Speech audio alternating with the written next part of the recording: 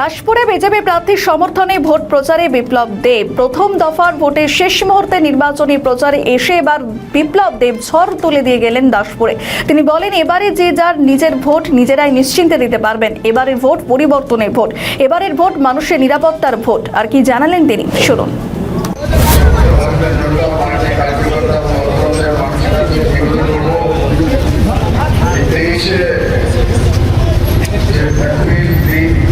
সেটা আপনাদের ভাবুন, এই ধরনের দিন আপনার বাড়ি থেকে বেরিয়ে আসুন, এসে নিজের ভোটাধিকার প্রয়োগ করুন আর সবাইকে উৎসাহিত করুন যে ভোট সবার যাতে দিতে হয়।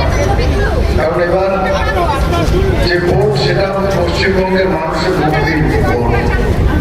ইলেকশন 5 বছরে আসে, কিন্তু এবারে যে নির্বাচনটা সেটা আমাদের বহু সংখ্যক হিন্দুদের বাঁচার প্রত্যেকটা নির্বাচন, ছেলে মেয়ের ইজ্জত রক্ষার নির্বাচন, রোজগারের নির্বাচন।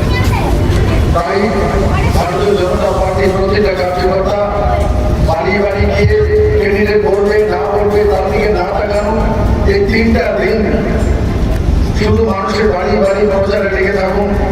দেখবেন যে আপনারা যখন লেগে থাকলে মানুষ তৈরি হয়ে বসে আছে। ভারতীয় জনতা পার্টির কার্যকর্তাদের চাইতে বেশি মানুষ চাইছে, আম জনতা চাইছে, পরিবর্তন চাইছে, মুক্তি চাইছে।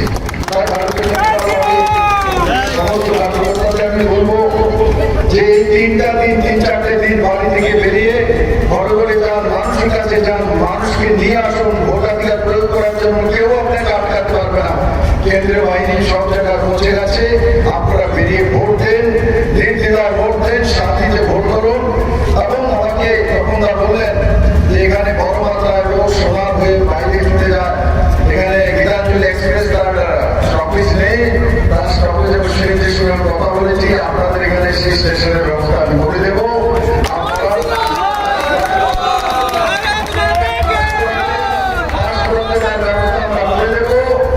নিশ্চিত সেটা আমাদের যে সংকল্পপত্র তার সঙ্গে আমি অ্যাড করে দেবো, যাতে আপনাদের শেষ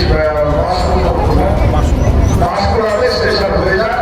আমি সেটার ব্যবস্থা করে দেবো, যাতে আপনাদের বড় মাত্রায় যে পরিমাণে বাইরে আছে কাজ করতে পারবে এবং বাড়িতে আসা যাওয়ার সুযোগ সুবিধা হবে।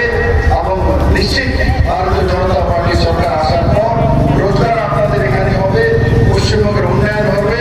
আমরা অন্য রাজ্য থেকে আসবো, সেখানে রোজগারের জন্য আপনাদের কাছে চাইবো, সেদিনটা আমি চাই পশ্চিমবঙ্গের মানুষের জন্য। আমি আশা করি আপনারা সবাই মিলে পরিশ্রম করে তখন তাকে বিপুল ভোটে জয়ী করবেন। সবাইকে অনেক অনেক ধন্যবাদ। আমার আরেকটা কার্যক্রম আছে, সেখানে আমি যাবো ঘাটালে। ওখান থেকে কলকাতা যেতে হবে, কলকাতা তো মিটিং আছে। তো এবার বিদায় নিচ্ছি। এখন আমার সঙ্গে জয় জয় শ্রীরাম, জয় শ্রীরাম, জয় শ্রীরাম। আমাদের ভিডিও ভালো লাগলে লাইক ও শেয়ার করুন। কমেন্ট সেকশনে আপনাদের মতামত জানান। আরও ভিডিও পেতে আমাদের চ্যানেলটিকে সাবস্ক্রাইব করুন এবং প্রতি মুহূর্তে খবরের আপডেট পেতে প্রেস করুন বেল আইকন।